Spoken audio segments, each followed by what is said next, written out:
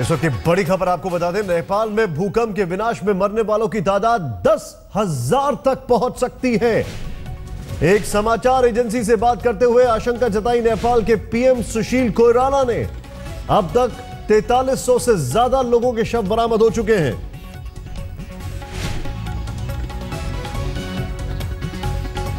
अभी भी दूर दराज के इलाकों तक राहत कर्मी नहीं पहुंच पाए हैं। ऐसे में आशंका जताई जा रही है कि मरने वालों की तादाद 10,000 से ज्यादा हो सकती है।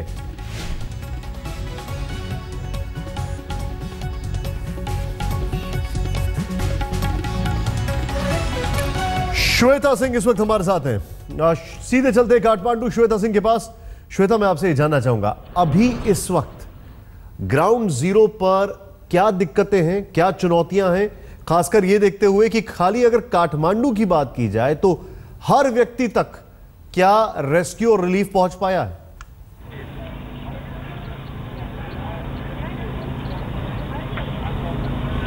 जी निशांत, ये सारी मुश्किलें आप मेरे आसपास अभी देख ही सकते हैं, क्योंकि बारिश यहाँ पर शुरू हो गई है। तेज आंधी की हवाएं रुक रुक कर चल रही हैं, जिसकी वजह से अभी पीछे ही हमारे कुछ रिलीफ कैंप्स हैं जिनके टेंट्स उड़ जा रहे हैं।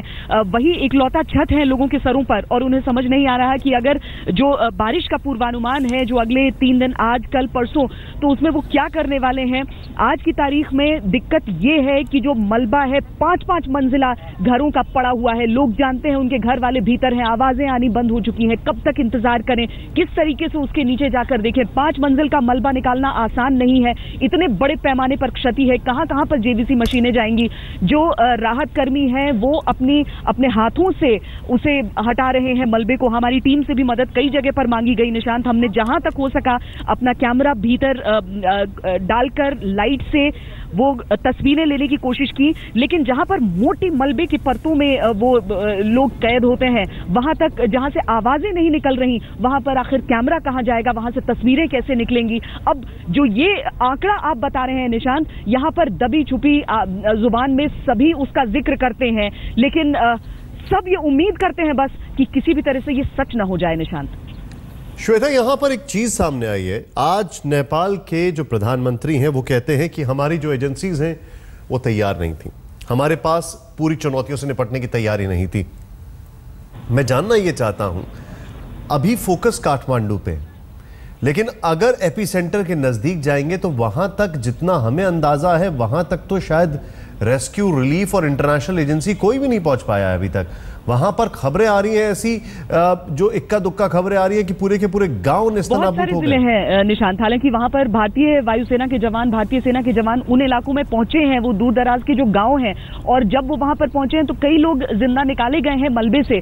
लेकिन जाहिर सी बात है, इस देश की साइज को देखते हुए आप समझ सकते हैं कि किस स्तर पर यहाँ पर टीमें होंगी, किस तरह की सुविधाएं होंगी। दुनिया भर ने हाथ बढ़ाया है, लेकिन जब आप ग्राउंड पर पहुंच कर देखते हैं तो आपको समझ में आता है अच्छा किस चीज की जरूरत इन्हें है, और जब वहां पर लाने की कोशिश की जाती है तब तक देर हो जाती है।